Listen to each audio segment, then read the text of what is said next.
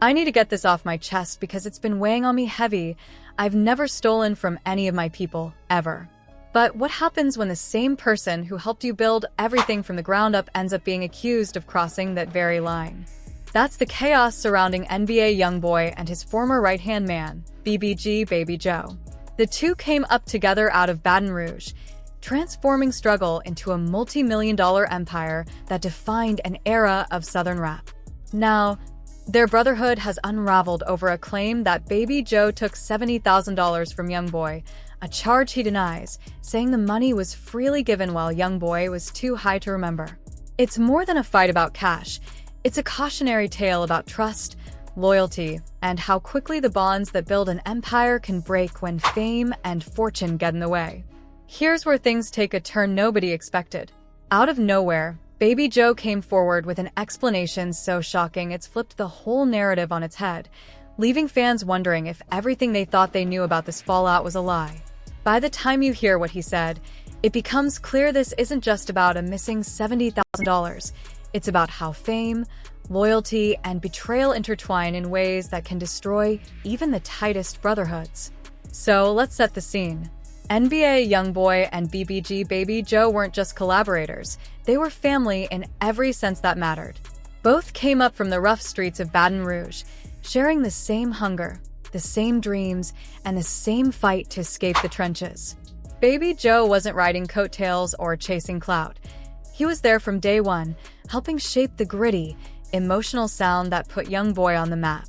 Together, they built the BBG movement piece by piece, their chemistry undeniable, their loyalty unshakable, or so it seemed.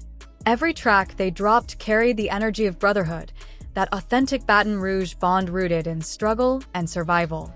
But as history has shown time and again in hip-hop, success can twist even the purest loyalty. When money, fame, and pride enter the picture, the same people who helped you rise can suddenly become the ones who pull you down. And that's exactly where the story starts to get dark.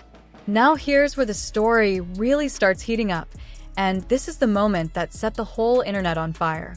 Word started spreading that NBA Youngboy had accused his longtime friend, BBG Baby Joe, of stealing $70,000 from him. $70,000. That's not pocket change. That's a life-changing amount for most people. The rumor first surfaced online after a few cryptic posts and interviews hinted at some in-house issues between the two.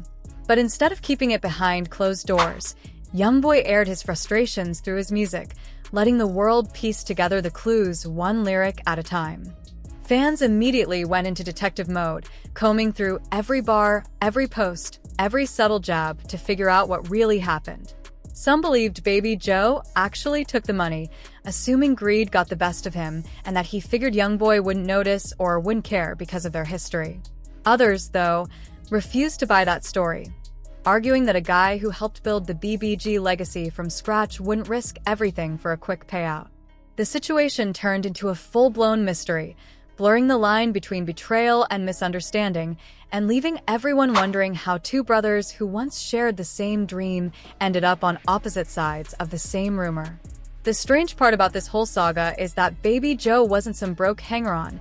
He had his own bag, his own deals, and plenty of opportunities outside of Youngboy's camp.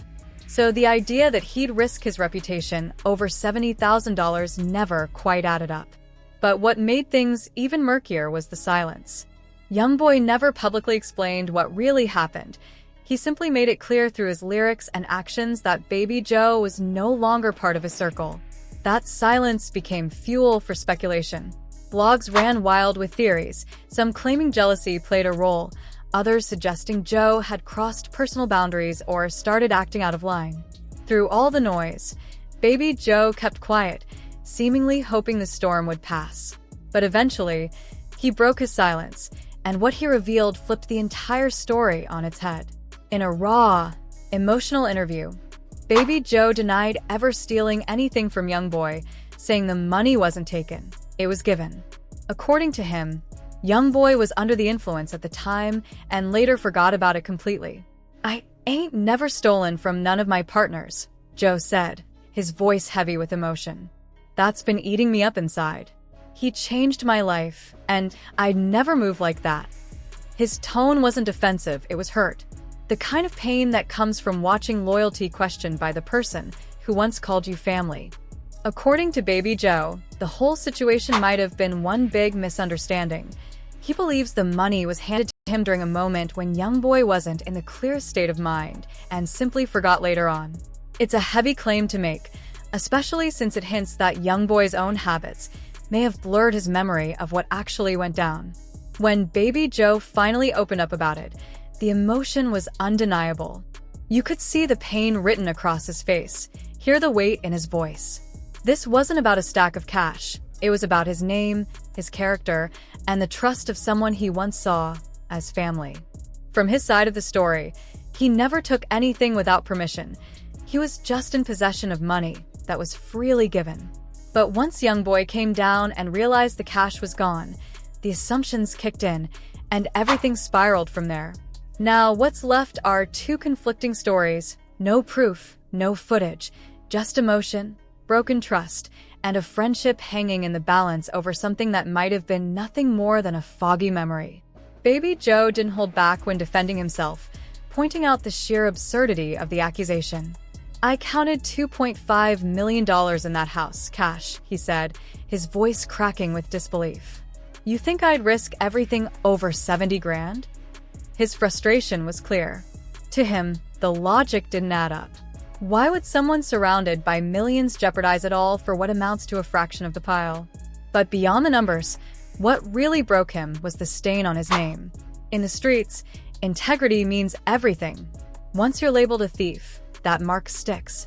Baby Joe admitted the situation had taken a heavy toll on him mentally and emotionally, saying it cut deep to be accused of something that goes against everything he stands for.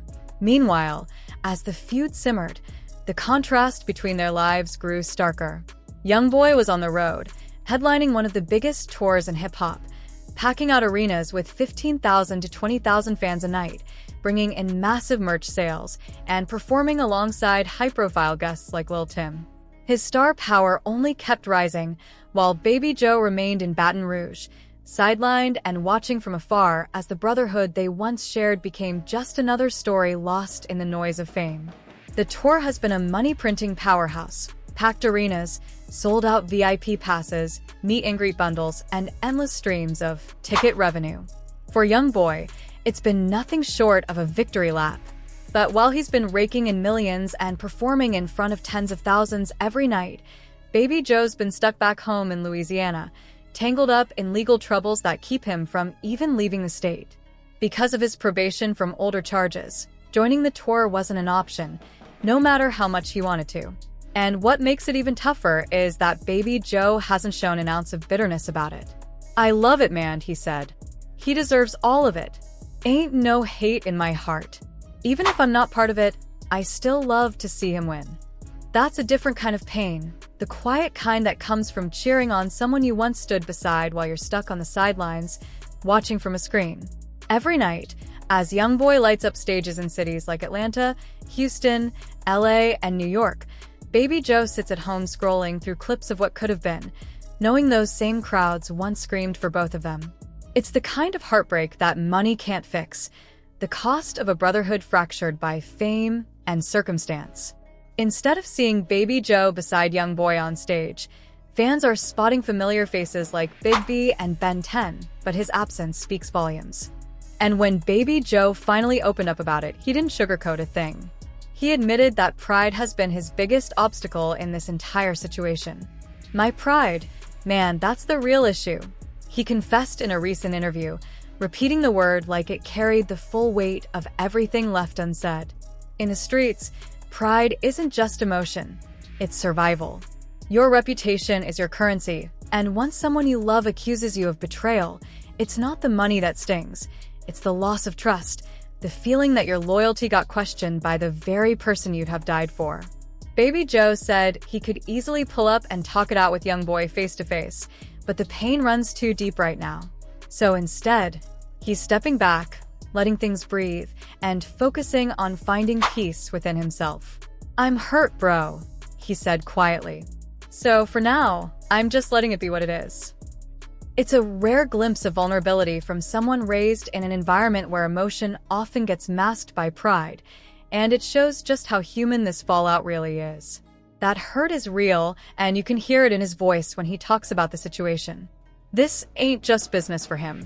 This was family. When family turns on you, especially publicly, that pain hits different than regular beef or industry politics. While Youngboy been getting richer and more successful, Baby Joe's situation been looking completely different. He's back in the hood dealing with the same streets that both him and Youngboy was trying to escape from in the first place. Baby Joe been honest about his current situation. He recently got out of jail on some old charges. Nothing too serious, just some stuff from when he was younger that he had stopped going to court for. He said it was really after he got shot that delayed his court dates, and he started forgetting about them until it caught up with him. Now he's trying to get his music career back on track, but it ain't easy when you don't have that machine behind you anymore. When you don't have that BBG support system that helped launch his career in the first place, everything becomes 10 times harder. He's been working on new music, trying to build his own label called Wobber Records, and attempting to create his own path in the industry. He's got plans for 2 new projects, one called All on Me and another called Open Book. The titles alone tell you where his head at. He's ready to take full responsibility for his situation and be completely transparent about everything he's been through. But let's be real, going from being part of one of the hottest crews in hip-hop to trying to make it as an independent artist is a major adjustment. Back when Baby Joe was part of BBG, everything he needed was built in: promotion, features, resources, the whole machine behind him. Now, he's had to start from the ground up, rebuilding his career one brick at a time without that safety net. The financial pressure is real, too. He doesn't talk specifics, but it's clear he's not living that tour life anymore. No more BBG payouts, no more Youngboy Empire checks rolling in. He mentioned receiving a decent sum recently, but stayed tight-lipped about the details, reminding folks, never let anyone know what's in your pockets. That's classic street wisdom, but it also hints that he's being cautious, stretching what he's got because there's no telling when the next big payday might come. Rumors have swirled that Baby Joe's been trying to get back into Youngboy's circle, that his public shows of support are really quiet pleas for forgiveness. And to be fair, his interviews and posts could be read either way. He's been vocal about his love for Youngboy, praising his massive tour and calling it well-deserved, saying, "I'm loyal, bro. I might be mad at the situation, but never at the person." Some see that as genuine brotherly love, others see it as strategic, an effort to rebuild bridges that could open doors again. The truth likely sits somewhere in between. Their bond was real, and that kind of loyalty doesn't vanish overnight. But there's no denying that reconciliation would also help Baby Joe's career and finances. He's hinted that they might reconnect soon, maybe after the tour, though his probation keeps him locked in Louisiana for now. Still, what complicates it all are the voices in his ear, from both sides of the industry, urging him to stop talking about the situation altogether. They tell him to move on, to let the past die quietly. But for Baby Joe, silence isn't that simple. "Stealing, that's major," he said. "That's a hard jacket to wear." In street culture, your name is your currency, and once it's stained, it can ruin everything, from how people respect you to how they choose to do business with you. For him, this isn't just about clearing a rumor. It's about protecting the one thing he still owns outright: his reputation. Baby Joe revealed that some of his old friends have been calling him up, telling him to chill out, saying he's talking too much, trying too hard to defend himself to people who don't even matter. But for him, this isn't about internet opinions or clout. It's about legacy. He wants to make sure his name is clean, not just for himself, but for his kids. "I got little boys," he said. "When they grow up and people say, 'That's Baby Joe's son,' I want that to mean something solid." For him, it's about honor, making sure his children inherit a name that's respected, not tainted by rumors. Meanwhile, Youngboy's career hasn't slowed down a bit. He's still out there selling out arenas, dropping hits, and expanding his empire. The Massa tour has been a massive success, and with Big B, Ben 10, and the rest of the crew holding things down, the BBG engine keeps running smoothly, without Baby Joe in the mix. On the other hand, Joe's been working to rebuild from the ground up, putting out new music through his return of the Gorilla Project, which he says has been gaining some traction. It's progress, but not without struggle. He's clearly trying to move forward, though the shadow of that old controversy still follows him. The relationship between the two sits in an uneasy in-between. There's no open beef, but the brotherhood they once shared isn't what it used to be. Baby Joe has made it clear he still hopes for a reunion someday. "We might end up linking up soon," he said in one interview, but admitted that his legal situation keeps him grounded for now, unable to hit the road. The bigger question, though, is whether Youngboy even wants that reunion. He's laser-focused on his success and might see no reason to reopen old wounds when his career is thriving. So that's where things stand. The story of two friends who came up together in Baton Rouge studios, built something special, and then watched fame, money, and pride pull it apart. The so-called $70,000 fallout might sound like a dispute over cash, but at its core, it's about loyalty, ego, and the heavy cost of mistrust. Maybe Baby Joe's telling the truth about the misunderstanding. Maybe he's reaching for a second chance. Either way, their situation is a reminder of the darker side of brotherhood in the music industry, how love, business, and betrayal can all blur together until no one's sure who's really at fault. In the end, reputations matter more than riches, and once yours is stained, no amount of money can wash it clean.